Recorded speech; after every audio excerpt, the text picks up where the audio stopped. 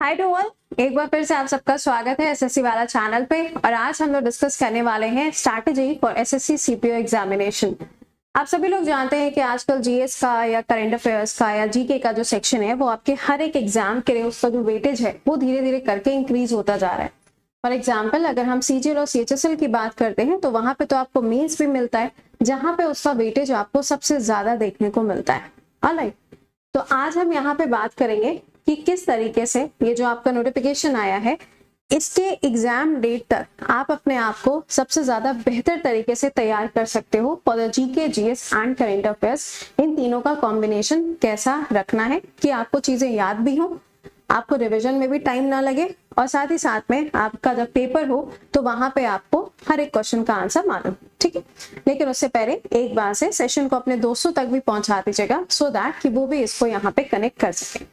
देखिए, अभी हाल ही में जो सीपीओ है इन्होंने अपना नोटिस रिलीज किया है। 4 तारीख को नोटिस आया था और यहाँ पे फॉर्म फिलिंग की जो डेट है वो 4 से लेकर 28 मार्च के बीच में है। जो एग्जाम कंडक्ट होगा ये मई के फर्स्ट या सेकेंड वीक के बीच में हो जाएगा, यानी कि 9, 10 और 13 मई जो है ये इन्होंने डेट अनाउंस की हुई है फॉर द एग्जामिनेशन। ये पेपर आपका ऑनलाइन बेस पे होने वाला है।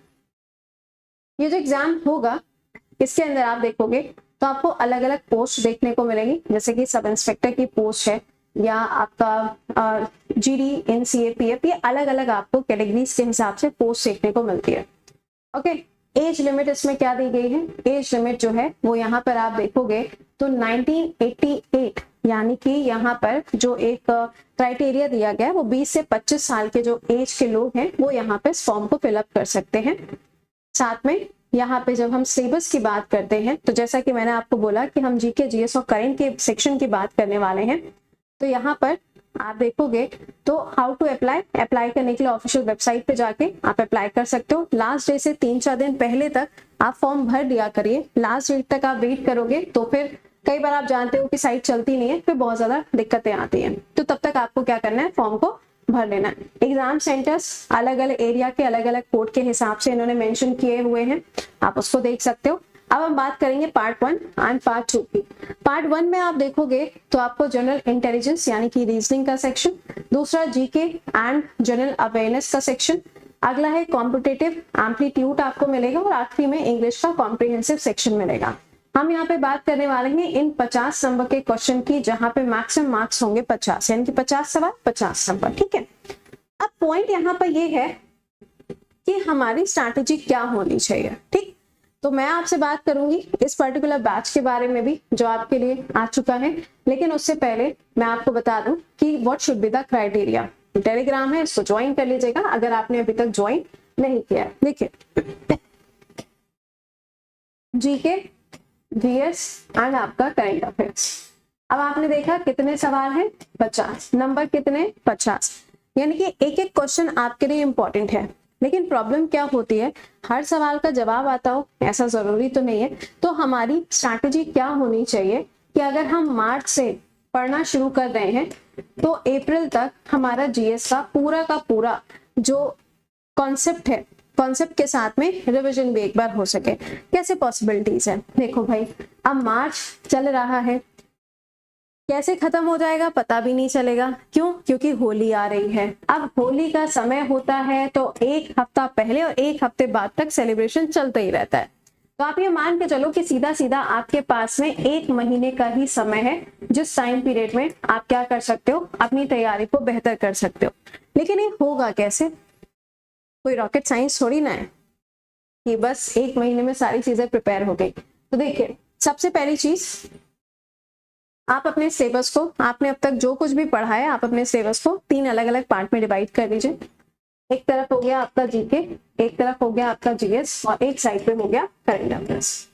राइट, करंट अफेयर्स का जो सेक्शन है, कम से कम आपको 2 साल का करंट अफेयर्स मालूम होना चाहिए।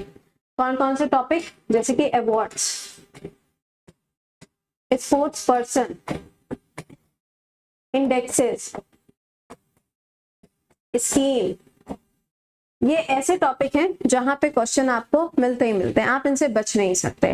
ठीक है, तो जब आप यहाँ पे करंट अफेयर्स के इन टॉपिक को पढ़ोगे तो वहां पे आप अपने रिवीजन के समय पर ये जरूर चेक करते रहिएगा कि कौन कौन से ऐसे करंट के सेक्शन से जहां पे आपका जीएस या जीके का पार्ट आया। कहने का मतलब ये है, मान लीजिए कि अभी हाल ही में फर्टिलाइजर का जो एक प्लांट है इसको इनोग्रेट किया गया है, कहाँ पे, झारखंड के अंदर, है ना। तो अब देखो यहाँ से क्या पूछ लिया जाएगा, फर्टिलाइजर के ऊपर सवाल बन जाएगा या फिर झारखंड के जीके के ऊपर सवाल बन जाएगा।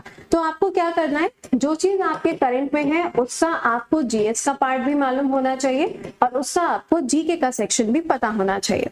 एग्जामिनर कहीं से ऐसे ही कुछ नहीं पूछ लेता, वो आपसे क्वेश्चन वही पुट अप कर रहा है जो आपके करंट में है, उसी को वो जीएस से जोड़ देता है, उसी को वो जीके से जोड़ देता है। तो आपके लिए जरूरी है कि आप अपनी स्ट्रैटेजी को ऐसे बनाओ कि यहाँ पर आपको ज्यादा समय भी ना लगे और आप टू द पॉइंट चीजों को पढ़ते चले जाएं। अब बात करते हैं जीके की। भाई साहब बहुत वास्ट सिलेबस है मैम, क्या पढ़ें क्या छोड़ें। तो यहाँ पर आपको क्या करना है, अपने टॉपिक को देखो, एक बार तो सबने पढ़ के रखा होता है, लेकिन जब हम दोबारा पढ़ने जाते हैं तो ऐसा लगता है कि हमें कुछ नहीं आता। तो दोबारा पढ़ने के लिए आप अपने टॉपिक्स को सिलेक्ट करिए। एग्जाम्पल, जैसे मान लो आपने शुरुआत की पॉलिटी से, ठीक है। अब पॉलिटी में आजकल आपके आसपास क्या घूम रहा है, क्या चल रहा है, इलेक्शन कमीशन चल रहा है, सुप्रीम कोर्ट चल रहा है, हाई कोर्ट के नए नए जजेस बन रहे हैं, काफी सारे हाई कोर्ट के जजेस अपना रिजाइन दे रहे हैं। तो ये वो टॉपिक हैं जो सुर्खियों में चल रहे हैं।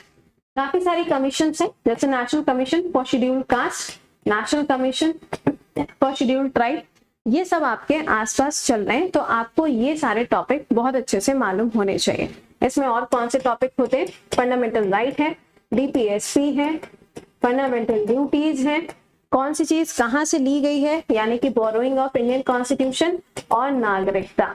ये तो आपको बहुत अच्छे से चैप्टर्स मालूम होने चाहिए इन पॉलिटी। एक हफ्ते का शेड्यूल रखिए, एक हफ्ते के अंदर पॉलिटी के ये सभी टॉपिक आपको थरो होने चाहिए, बिल्कुल अच्छे से आपको पता होना चाहिए, ठीक है। और आप एक काम कर सकते हो, आपके जो नोट्स होते हैं उन नोट्स में आखिरी में एक पन्ना ले लीजिए और उस पन्ने के ऊपर सब्जेक्ट लिख दीजिए, कौन कौन से रेलेवेंट टॉपिक हैं जो आपके न्यूज में चल रहे हैं उनको वहीं पे लिख लो और उन्हीं चैप्टर्स को आप अपने नोट से कई बार रिवाइज करने की कोशिश करिए, ठीक है। अच्छा, ये हिस्सा हो गया। अब मान लो जियो के सेक्शन पे आओगे। अब मोदी जी की देखो आजकल जो विजिट्स हो रही हैं वो इंडिया के अंदर ही चल रही हैं, है ना। तो इंडिया में हर स्टेट का जीके आपको पता होना चाहिए, जहां जहां पे मोदी जी की विजिट हो रही है। तो वो जीके आपके लिए इंपॉर्टेंट हो जाएगा, चाहे फिर वो जम्मू कश्मीर हो, वेस्ट बंगाल हो, झारखंड है, छत्तीसगढ़, एमपी, यूपी, इन सब की जीके आपके लिए रिलेवेंट है। तो ज्योग्राफी के सेक्शन पे थोड़ा बहुत मैपिंग आपको पता होना चाहिए, भारत का भूगोल पता होना चाहिए, और इंडिया के अंदर जो इंपॉर्टेंट स्टेट अभी सुर्खियों में रहे हैं उनकी जीके आपको मालूम होनी चाहिए, ठीक है। अगला सेक्शन आता है कौन सा, साइंस का। साइंस में देखो कोई बहुत सारे सवाल नहीं आ जाते हैं, बट कुछ ऐसे चैप्टर्स हैं जैसे कि आरबीसी, डब्ल्यूबीसी वाला सेक्शन पूछा जाता है, डीएनए, आरएनए वाला सेक्शन आएगा, डिजीजेस के ऊपर सवाल पूछते हैं, बैक्टीरिया,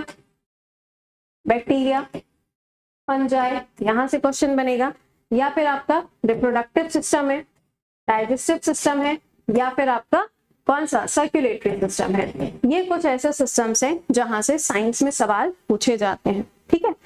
हिस्ट्री के पार्ट पे जब आप आओगे, हिस्ट्री की जब आप बात करोगे तो हिस्ट्री के अंदर अब क्या चीज है भाई, हिस्ट्री में देखो 3 अलग अलग सेक्शंस हैं। अब यहाँ पे देखो, अगर आपने कुछ भी नहीं पढ़ा है तो आपके पास में अभी समय है कि आप इसकी कम से कम टाइमलाइन तो पढ़ डालो, है ना।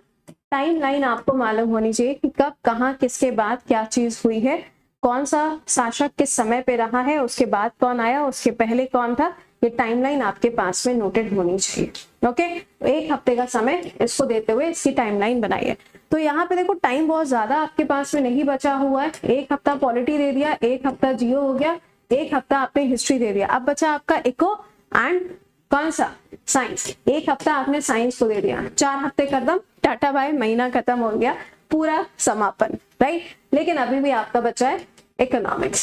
तो इकोनॉमिक्स को आपको सिर्फ और सिर्फ करंट के साथ में पढ़ना है, यानी कि वो टॉपिक्स जो आपके करंट अफेयर्स के अंदर आजकल चल रहे हैं। फॉर एग्जाम्पल जीडीपी है, जीएनपी है, इन्फ्लेशन, पॉवर्टी, इन सबका आप डेटा देखोगे तो आजकल सुर्खियों में घूमता हुआ नजर आ रहा है। तो इनके कॉन्सेप्ट आपको पता होने चाहिए। Demand and supply, demand and supply, इनके कॉन्सेप्ट आपको मालूम होने चाहिए। ठीक है, तो ये वो सेक्शंस हैं जो आपको एग्जाम से पहले पढ़ के जाने हैं। मैम अब पढ़े कहाँ से, है ना?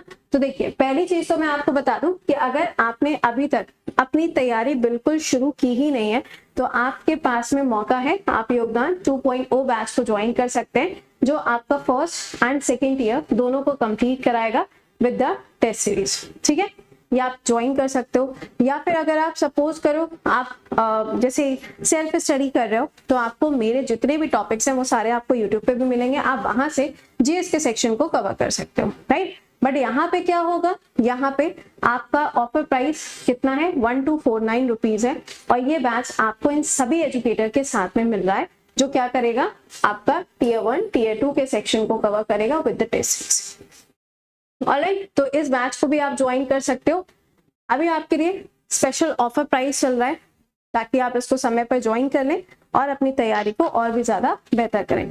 टॉपिक्स मैंने आपको बता दिए हैं, आपका बाकी सेक्शंस भी रहेंगे। आपने देखा रीजनिंग भी है, मैथ्स भी है, इंग्लिश भी है और जीके जीएस का सेक्शन भी है। तो ये सभी एजुकेटर्स यहाँ पे आपको और भी ज्यादा बूस्टअप करेंगे ताकि आप यहाँ पे ये भी सीखो कि चैप्टर में है क्या, आपको पता होना चाहिए। साथ में आपको टेस्ट सीरीज भी मिलेगी। ओके, तो आप वीडियो के डिस्क्रिप्शन में लिंक है, आप उसके थ्रू भी इसको ज्वाइन कर सकते हैं सो दैट आपकी तैयारी अभी से शुरू हो जाए। Till then, bye bye and take care to all.